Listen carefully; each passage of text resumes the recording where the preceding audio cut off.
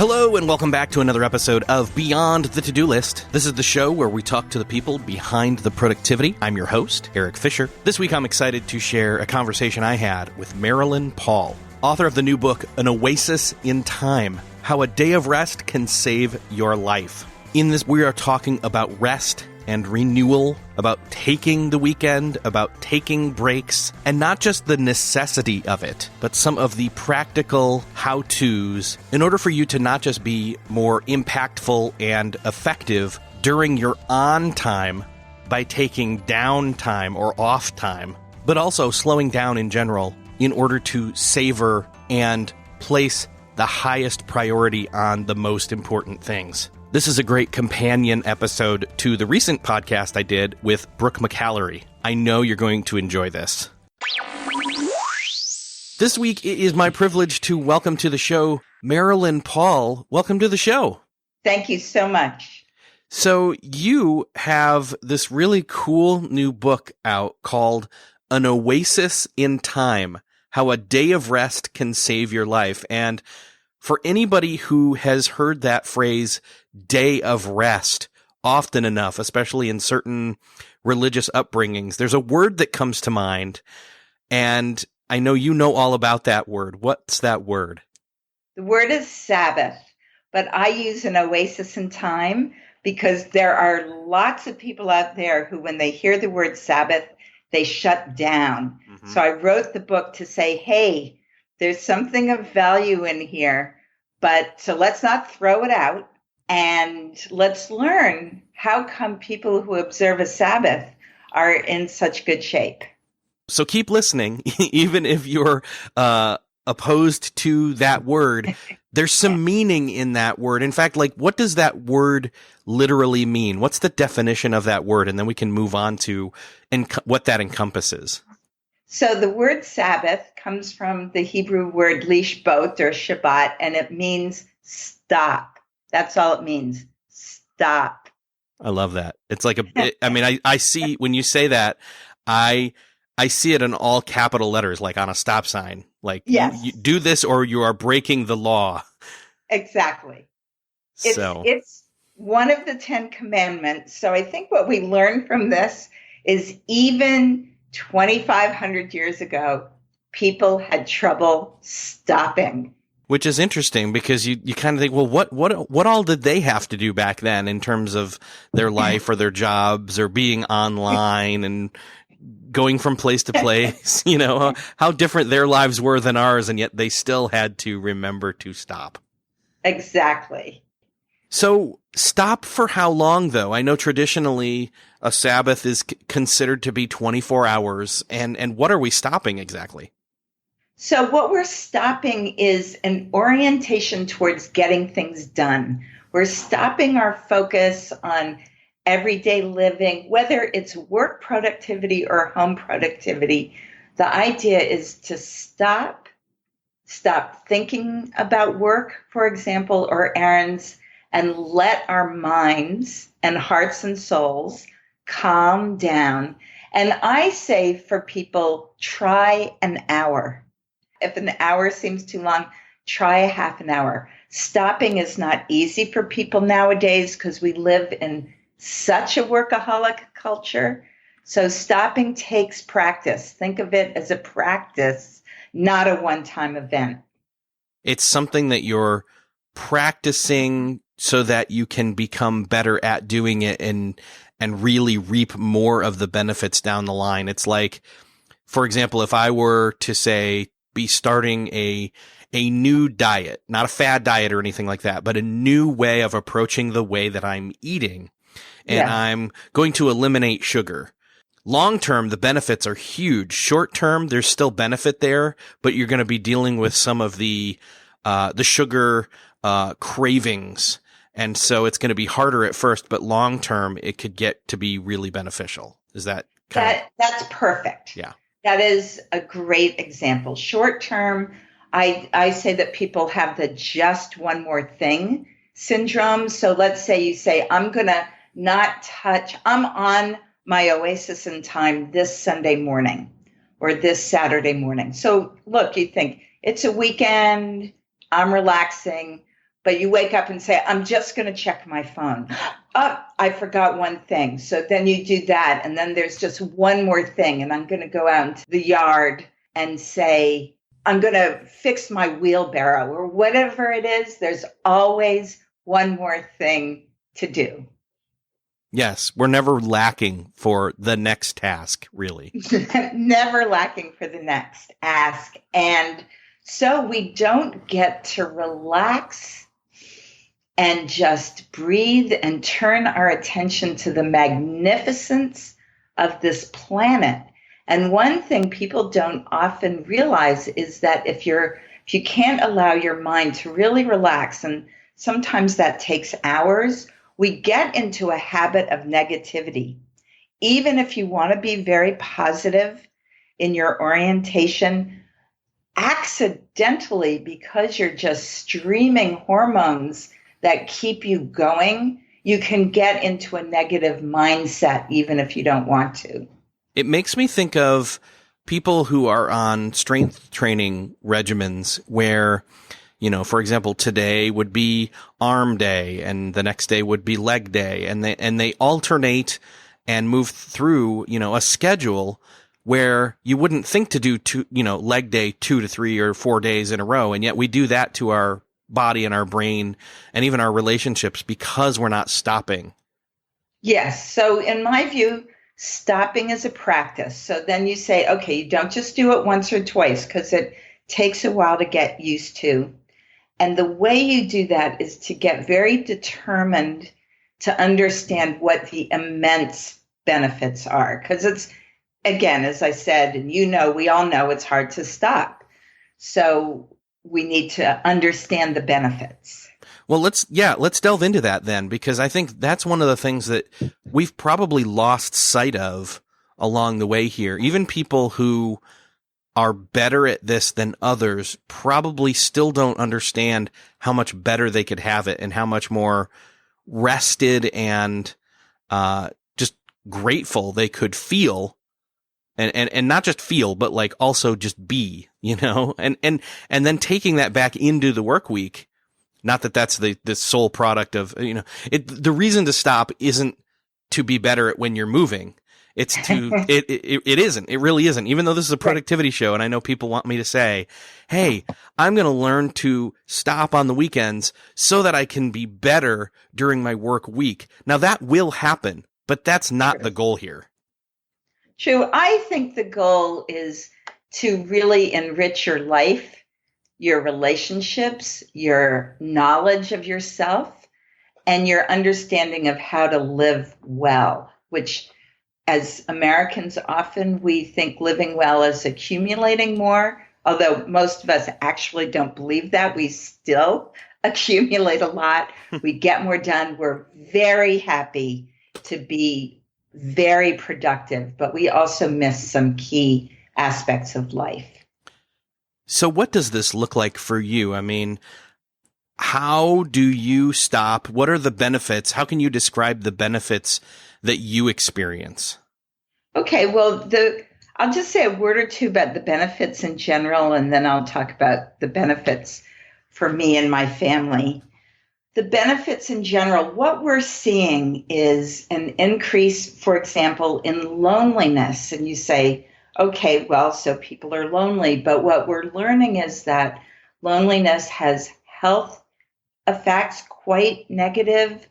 The most productive people are actually people who are connected, but we also see an increase in diabetes and prediabetes. Over 50% of us have one of those conditions. We're also suffering from depression. And I could go on and on with the challenges that we're facing, millions of us, partly because we are stressed. If you read the stress literature, stress leads to harm. So one reason why it's so good to stop for, let's just say for an hour or two, my family and I stopped for a day, partly because it's a day as hard as it was for me to get. And I have to say, I myself am a workaholic by nature. I love to work. I love to get things done. I feel like sometimes I am most myself when I am on a roll for work. But that being said, I had gotten quite sick in graduate school and was struggling to get things done. And even getting sick did not stop me. I had a sort of an autoimmune virus. I still wanted to work all the time.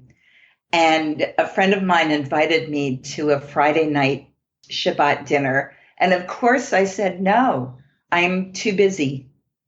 Finally, I went. He asked several times. And when I got there, I experienced a type of peace and joy and harmony that I loved. It was not in any other part of my life. So I loved being there, and I went home and went back to work.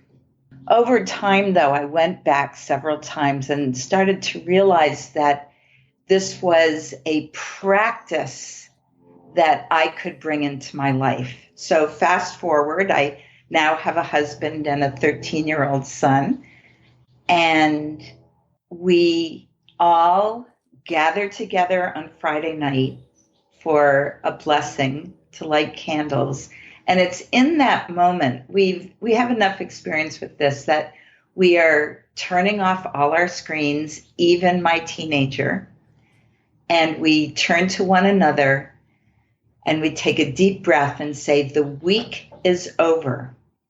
So at that moment, because our phones are off and our screens are off, we turn to one another. And for some weeks, we've been all moving so fast that we've barely said hello. We always have so much to do. And we have a wonderful meal. But I think some of the amazing time is the next day, when sometimes we go out into nature, sometimes we go to our synagogue. We're always finding people to share a wonderful lunch with.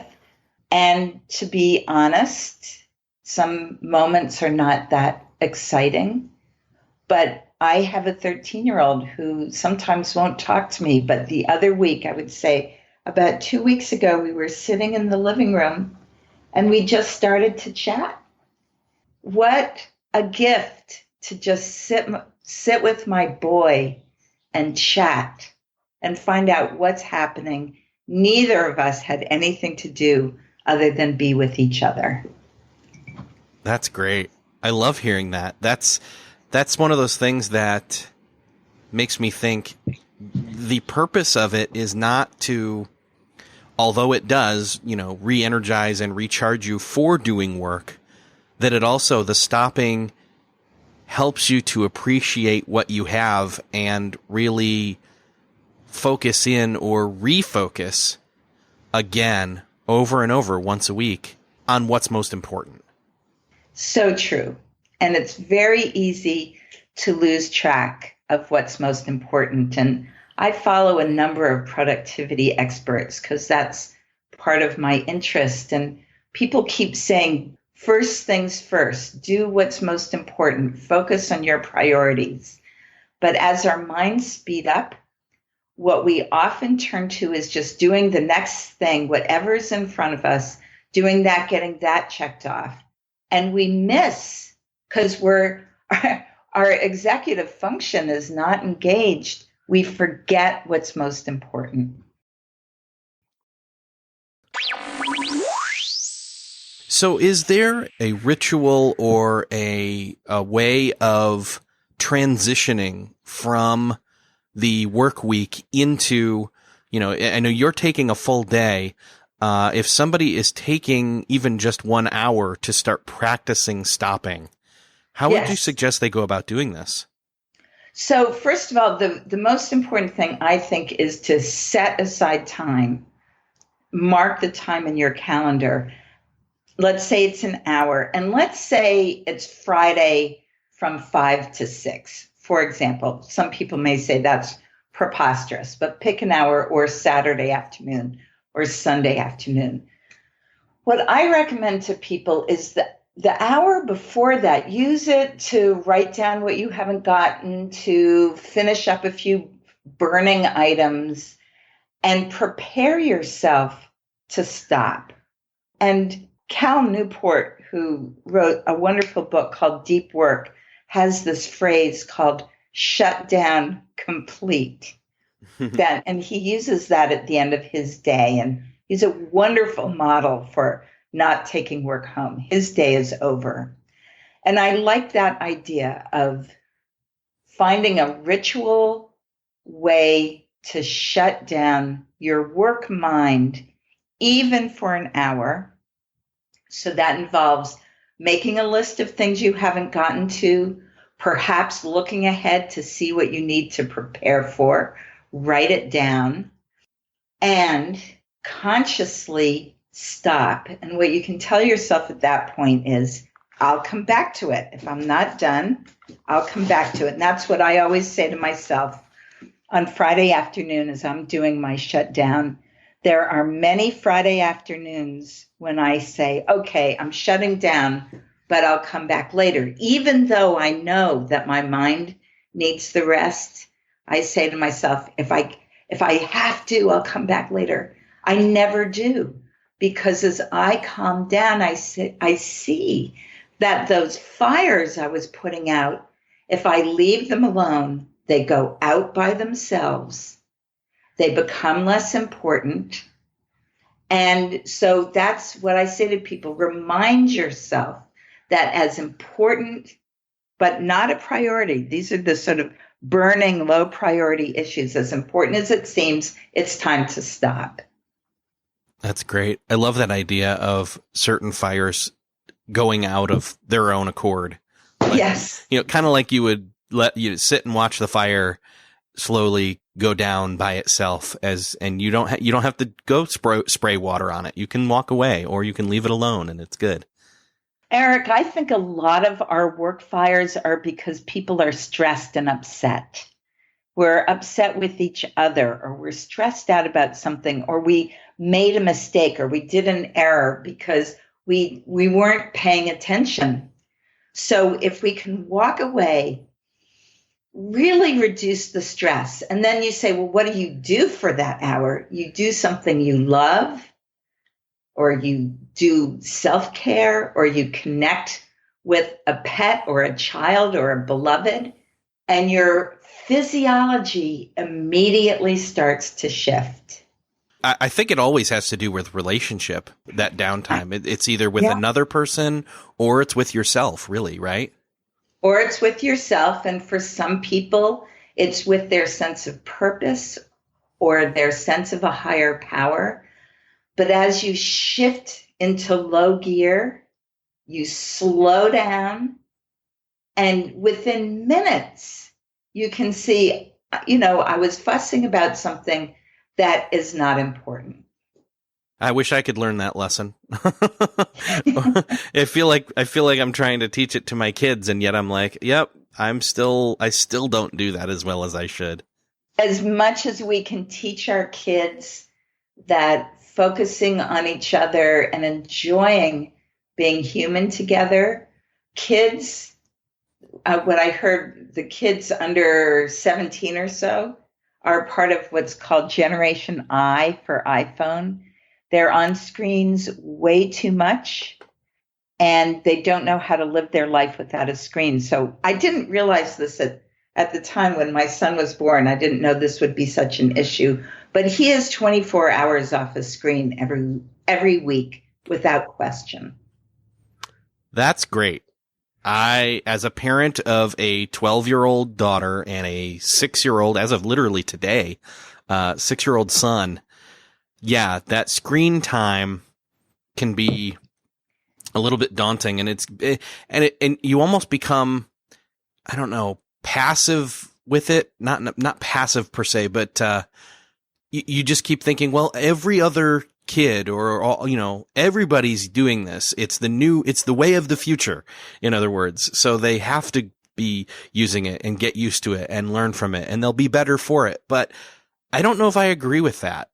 Some research shows that this is the unhappiest generation, partly because they keep trying to get emotional needs met through a screen.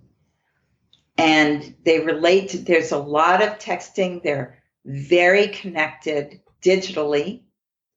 but their skills at empathy and having conversations and working through differences, those skills are decreasing. Yeah, I agree. I think that, and not to be all doom and gloom about it, I think it's really just, it's still such a new thing. It's only been about 10 years plus around that realm of, smartphones and screens and tablets and all of that we've had those growing up in it. And even those of us who didn't grow up in it, but then have accommodated to be the same as those who are growing up in it, like myself, and even, generations older, can get it. I mean, my mom, she's addicted to Facebook, I'm sure. Yeah. I can tell. So, it's just, I think if there's ever been a need for something, it's really for this, right? For stopping. Yeah. Well, people talk a lot about a digital Sabbath or a tech Shabbat. And to be transparent here, I'm one of those parents who was thrilled to be able to hand my child a phone because he would be quiet for an hour. Mm-hmm. And I feel like we're all a little bit addicted, and it takes a little bit of work to say, okay, this day we're off screens and we're going to be available to each other when I have a habit of being preoccupied with other things. So I love it, though. I love having the family time that we have. How did you move to, or was this always a part of your stop day, your day off, where your son wasn't on screens for 24 hours? He came along after, my husband and I had been together for a while. So we were practicing this Oasis in time. And then when our son came along, it was just including him in. So at what point did he, I guess I'm getting at here that you, like many other parents like myself, feel like, oh, here is a phone that'll keep you occupied for a while. Yes. At what point, though, did you put in place the rule for him to have that screen day off? Oh, from the beginning, there have never been screens in our house for this 24 hours from Friday evening till Saturday night. We do occasionally, if we're lost, we'll turn on a cell phone to get GPS. Or if we're running late for someone, we'll text them. But we're also working on our own digital addiction. And it just gives us a day to be without reference to screens at all. Mm. See, that's something that I think I personally need to try to do. I've done, no social media, but that doesn't mean not still looking at a screen, It's interesting. The quality of life is quite different off a screen. And, some of us can remember what life was like before all of this technology came along, and it was slower. It was more connecting. There was more hanging out with neighbors, but now everyone's busy getting back on social media. So it does slow things down and let us live together just a little bit more. Talk about your 5 gateways so that people can start to create or design their own oasis in time. Sure. The 5 gateways I learned from talking to all kinds of people who have some kind of 24 hours off. It could be observant Jews, observant Christians.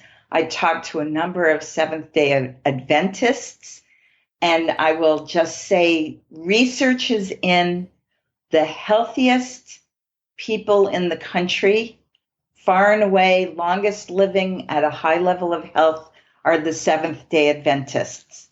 And people make much of their vegetarian diet, but they are also off screens, off work for a solid 24-hour Sabbath. That's why they're called Seventh-day Adventists.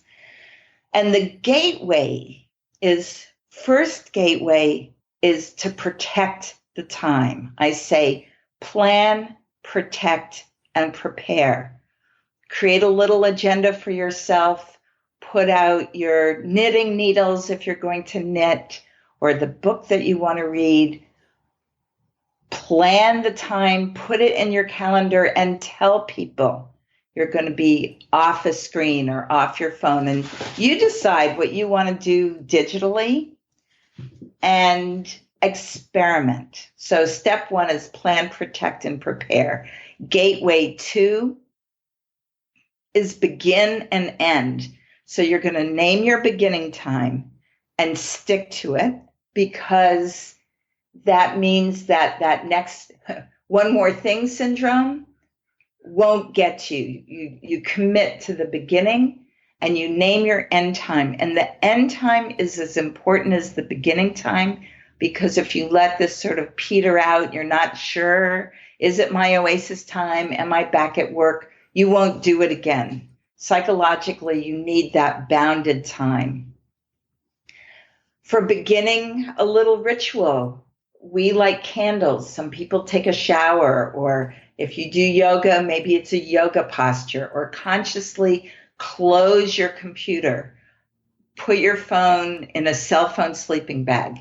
Begin with a ritual that signals to you that you're in your time oasis, and end with a different one. Maybe you'll run around the block, or put on your favorite work clothes, or whatever it is you're getting back to work. Number 3 is disconnect to connect.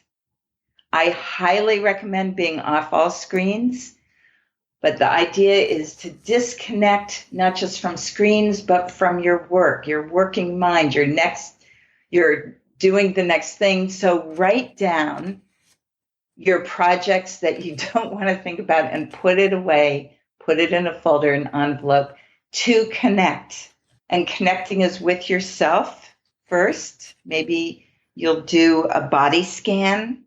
How are you feeling? Are you thirsty or hungry? Are you joyous or sad? You do a body scan to discover how are you. We often don't do that. We don't know how we are.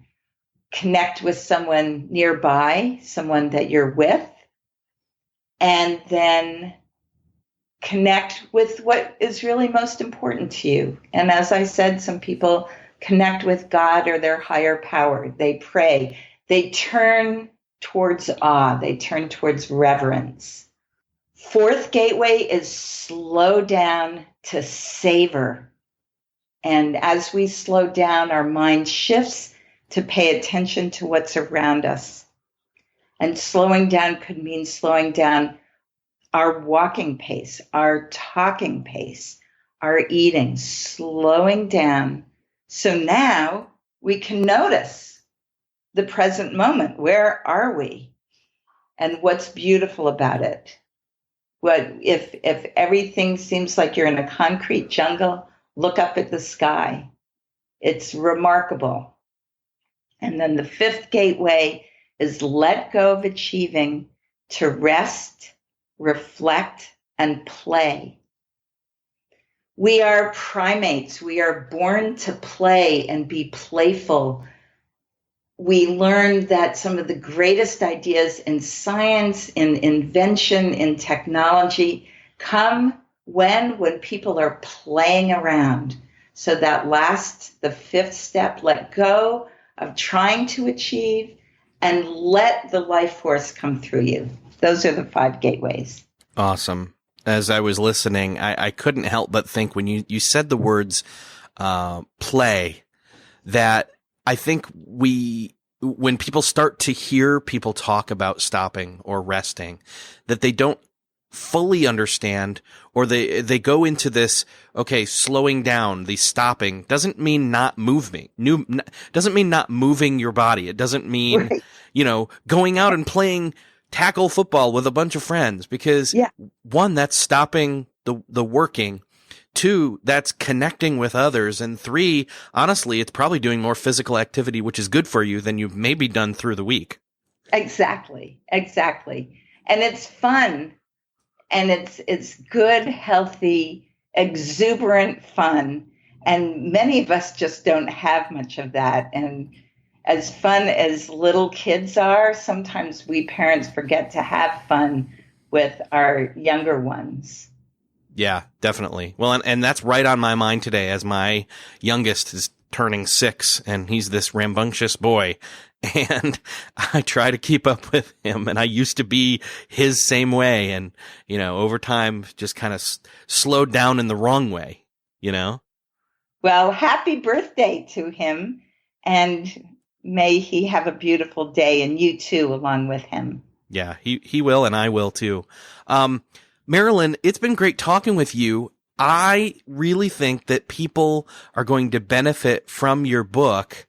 How can we point people to this? Where is the best place for people to pick this up and start to dig a little deeper?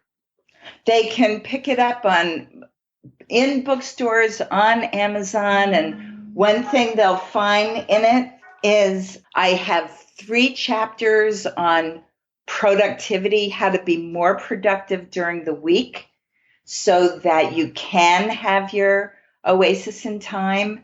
They can find the book at marilynpaul.com. That's my website. If they go to my website, they can download.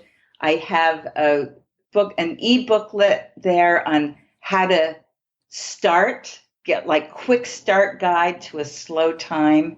And the book is full of realistic, down-to-earth advice on how to make this happen. There will be obstacles. How do you design your time? How do you get support?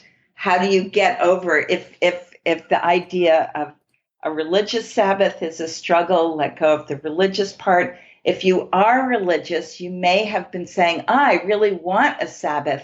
This book will have everything you need in it to make that happen. Awesome. Yeah. And so I'll make sure to link up all of what you just mentioned in the show notes for this episode for everybody to be able to find quickly and easily. Marilyn, thank you so much for being on the show. Thank you so much, Eric. It's been great to talk with you. So where are you with this topic in your life? I'm curious to find out. Myself, I am at a place where I am trying to take more space and time for myself on the weekend. Sometimes it's just really hard. In fact, I've touched on this in the past, and one of the things that you can start to do is just try to find an hour on the weekend where you're purposely recharging. And maybe just, again, like strength training, you're not going to do a full day all at once. You're not going to step outside and run that marathon instantly. But you can get there by starting off where you already are and building up your strength and endurance. If you enjoyed this episode, I'd love for you to share it. Head on over to beyondthetodolist.com/195 and hit share. There's probably somebody you're thinking of that as you were listening to this, you said, I think they need to hear this episode too. Hit share it with them, let them know about this podcast, especially this episode.